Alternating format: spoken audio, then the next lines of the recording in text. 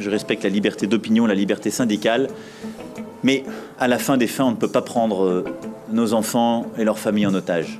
Je crois que quand on est enseignant dans la République française, on a des devoirs aussi. On a des droits, tout le monde a des droits, mais on a des devoirs.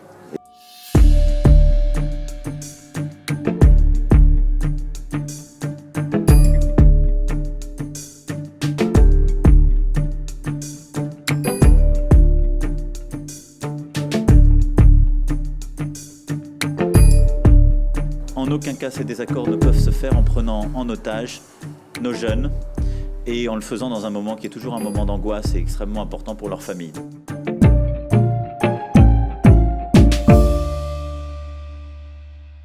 Quand vous entendez Emmanuel Macron dire que ses correcteurs ont pris en otage les élèves et leurs familles, vous vous dites quoi ?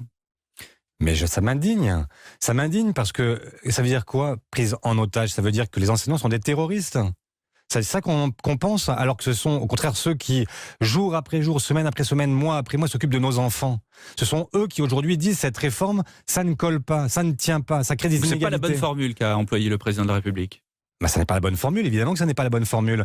Comment peut-on, alors qu'on a la responsabilité de l'État et qu'on sait ce que c'est qu'un otage et ce qu'on sait ce que c'est qu'un preneur d'otage, comment peut-on accuser aujourd'hui les enseignants d'être des terroristes ? Ça me paraît complètement hors de propos. Je pense que l'expression otage ne doit pas être galvaudée. On sait dans ce pays, et notamment ces dernières années, ce que ça signifie. Et donc, il faut faire attention, surtout quand on est chef de l'État, à ce type d'expression. Ensuite, je pense que le ministre a un peu joué avec le feu parce qu'il ne veut pas ouvrir de discussion. Et je pense que ça aurait pas mal désamorcé une crise possible.